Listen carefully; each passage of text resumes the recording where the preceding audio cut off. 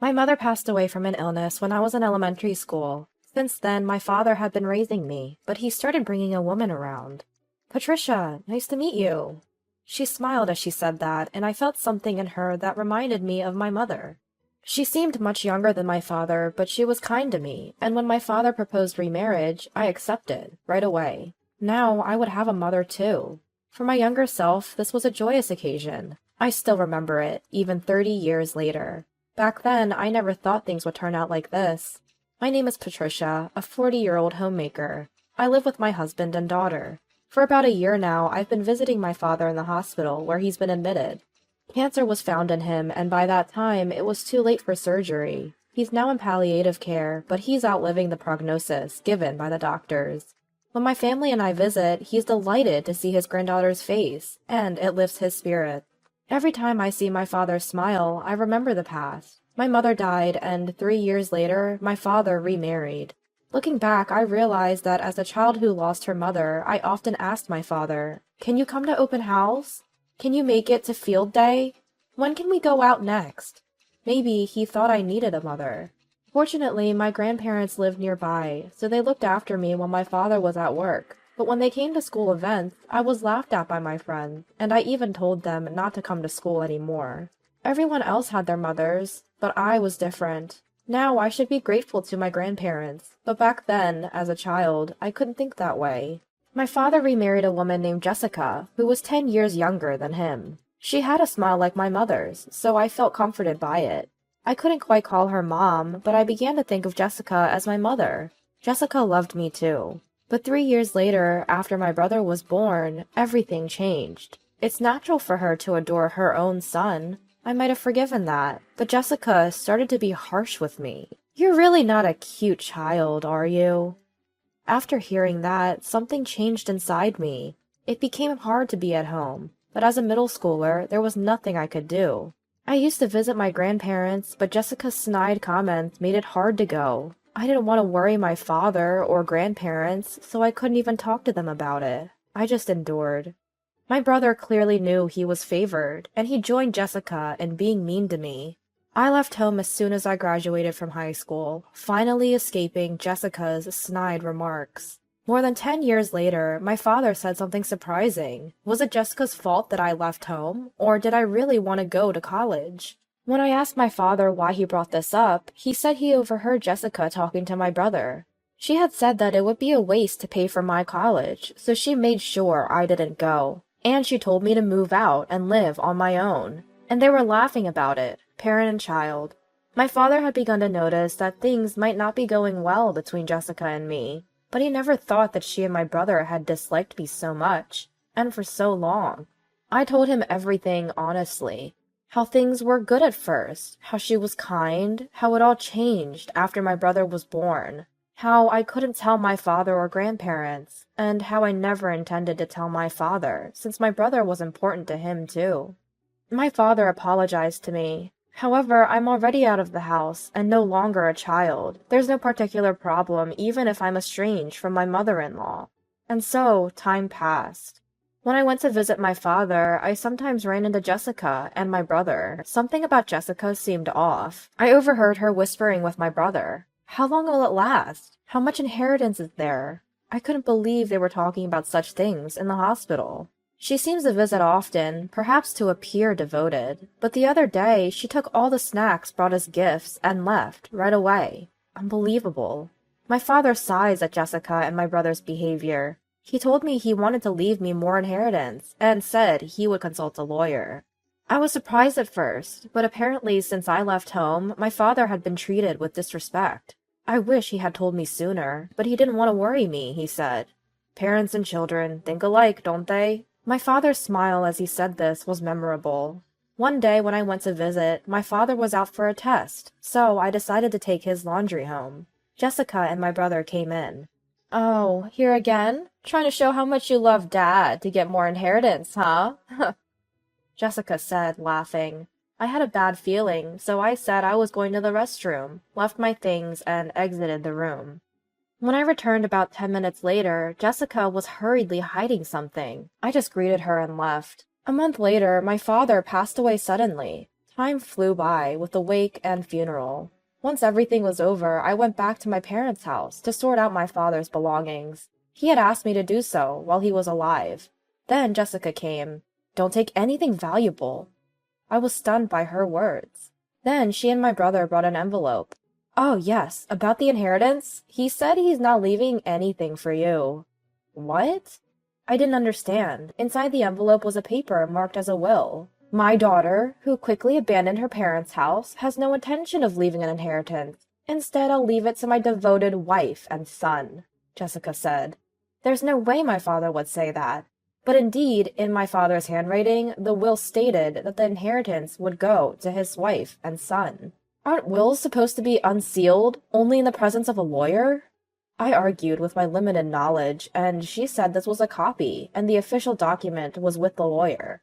Jessica didn't stop. "I'm relieved to have had a hard-working husband. Now my life is secure. I can live a wealthy life with my only son." My brother was smirking along with her. The disappointing daughter must take after her mother, marrying a man with no real income. How pitiful. I was furious at those words. What? What do you know about my mother? And my husband is a much better person than you, and he earns enough to allow me to be a homemaker. I could forgive her talking about me, but I was enraged when she spoke about my mother and husband. However, Jessica was unfazed. "Well, that doesn't matter. Anyway, I've got the inheritance. Just take the worthless things as keepsakes. Now please, leave, stranger." I never thought she could be this kind of person. All she talked about was inheritance and money. I didn't want anything more to do with her. Understood. Jessica smirked at my words and brought out a large travel bag. "Well, we're going on a 3-week vacation. Now that we have the inheritance, we'll have a blast." I was amazed that she could do such a thing right after her husband's death. I left my parents' house, speechless and wondering why my father never divorced such a person. The next day, a man claiming to be a lawyer appeared at my door. He had known my father for a long time and smiled nostalgically at me. That's when I learned a shocking truth. Jessica and my brother had gone on vacation. Apparently, they wouldn't be back for 3 weeks. During that time, I went to my parents' house to sort things out and requested the house be demolished. My father had arranged everything before his death, and the demolition went smoothly. On the day Jessica and my brother returned from vacation, I ambushed them with a lawyer at the site where my parents' house once stood. They screamed. "What is this? What's going on?" I had the house demolished. Everything that wasn't mine or my father's is stored in a self-storage unit. "What are you talking about? This is our house. How dare you demolish it without permission? Compensate us, right now." Jessica yelled at me, but I calmly replied, "This house and land are mine, so I can do what I want. Besides, my father told me to demolish it." Jessica, furious, showed me the will from earlier. "Look at this will! It says it's ours!" I was amazed at how important the inheritance was to her, that she took the will on vacation. "That will is a fake," I said, and Jessica was furious. "That's impossible! Look! The date and name are written here!" I was astonished at her desperation and retorted, "My father had entrusted the real will to a lawyer, and he had arranged for the inheritance. It states that only part of the savings goes to you two, while the house, land, and other savings go to me. Also, my father had arranged for the demolition of this old house, saying it would be better to sell the land." My father, realizing that Jessica and my brother were only interested in the inheritance, had consulted a lawyer after being hospitalized. Every time Jessica visited the hospital room, she pressured him to write a will, leaving the inheritance only to them. She even said the hospital fees were a waste and that he should die soon. It seems that even my father was furious about this, but if he divorced now, he'd have to divide the property. He thought that if he had to leave his assets to such a wife, he couldn't divorce. Over and over, he was told about the will, and my father said, "I wrote the will in the presence of a lawyer. This is a copy of it," and handed it to Jessica.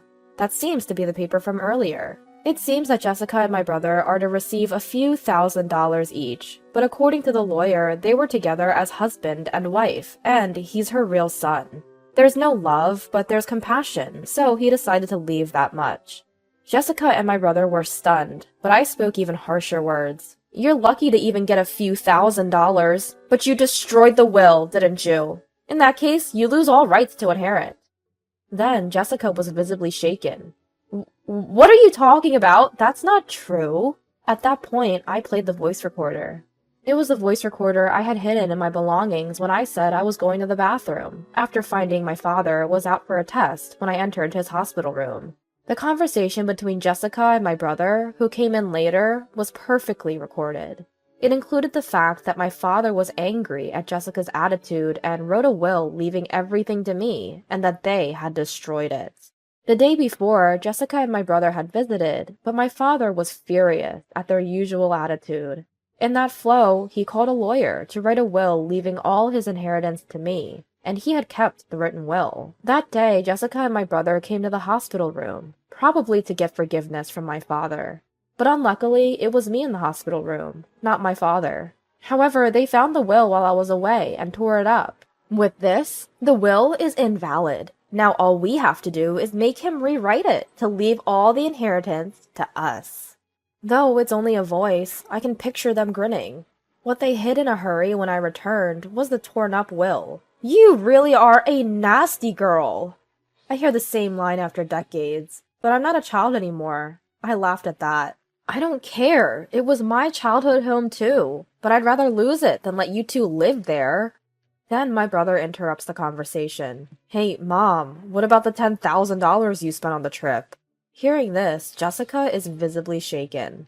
Apparently, she thought my father's inheritance was coming and had been spending quite lavishly. I wonder how one can spend $10,000 in just 3 weeks. Jessica suddenly changes her attitude and turns to me for help. Patricia, we're family, aren't we? You'll share a little with us, right? What? What are you thinking? I don't consider you family. Besides, your son is in the prime of his career, so he can pay that amount right away, can't he?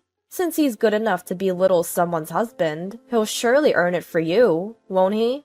I left Jessica and my brother, who were in a state of confusion, and walked away from the scene. Later, I found out that my brother had apparently quit the company he used to work for. He made a mistake at work and didn't like being guided by his boss, so he predicted that he could live without working, now that he had my father's inheritance. And he had been wandering around, without even looking for a new job. It seems he had a hard time finding a place to live, but somehow he rented an old apartment, and the two of them started part-time jobs. I thought it was strange for someone in the prime of their career, almost 30, to be working a part-time job, but he probably couldn't find a new position. Jessica had always been a housewife, so she seems to be struggling with work, but this is the retribution for expecting my father's inheritance. The land where my father's house once stood is now being used as a parking lot, serving the residents. My father would surely be pleased. I'm truly glad I was able to protect my father's